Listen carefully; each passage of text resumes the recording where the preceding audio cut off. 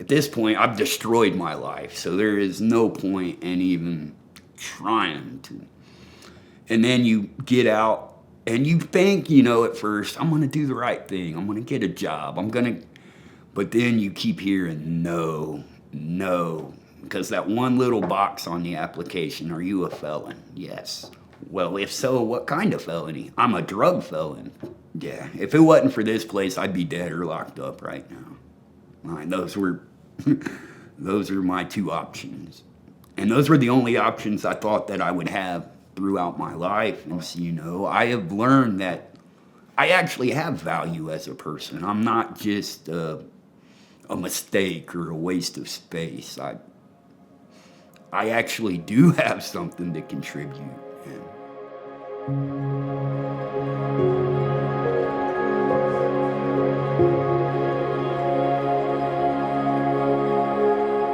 I was a hard kid, real hyper, and so when I was about 10, sent me to a psychiatrist, and they put me on Ritalin. That was probably my first step into addiction. Yeah, started smoking pot, and I really fell in with the wrong crew, breaking into houses to steal liquor and whatever else we could. And then we decided to cut a hole in the roof of a jewelry store. And so I got locked up. My stepdad talked to me, and we went down to see the recruiters. And so I enlisted in the Air Force, and and that was the best and worst thing that ever happened. I have no real excuse for why I started getting high over there. I've always had this magical ability. You could put me in a room with 100 people, and I could find the worst ones, and that's exactly where you will find me. I took all that ugliness with me, which I thought I was leaving it behind, and I thought, hey, cool, I'll learn discipline, and yeah, all I became good at was hiding it better. And then you come back, and you're absolutely fearless, because you feel like at that point, what can you do to me? I will say one good thing came from it is I met my wife, and we had our son, and he's doing great. He's already surpassed me in every way, shape, and form, and he's only 22.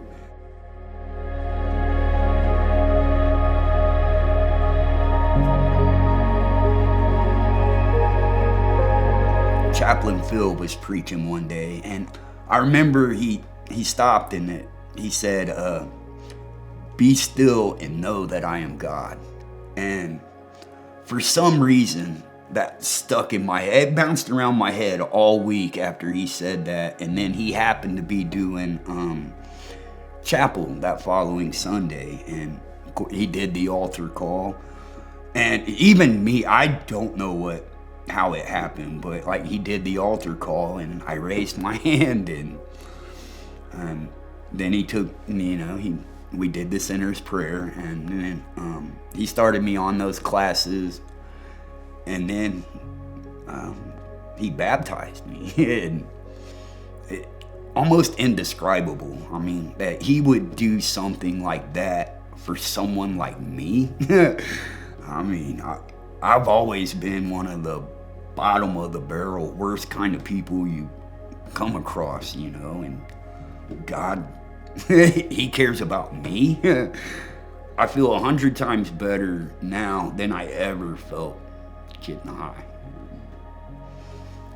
I don't want to die anymore. So, I mean, to those that do support the mission, I mean, you should see the transformations that go on here. I mean, like the guys coming through the program with me, it's night and day from where we were to where we are. And really the only reason we have this is because people support. Without you, a lot of us would be out there, and that's not good for anybody. And thank you.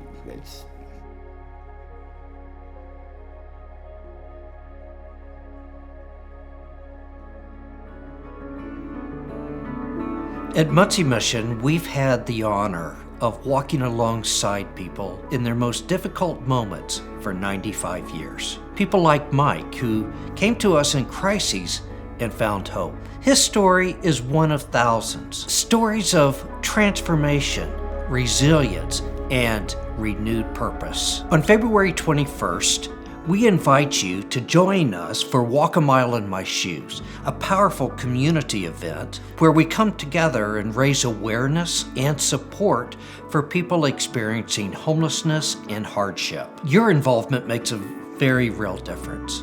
So I'm asking you to join us today in building a team, walking with us, raising funds. Every step that you take allows us to continue to provide critical services and life-changing support to men, women, and families. Let's walk together because no one should walk alone.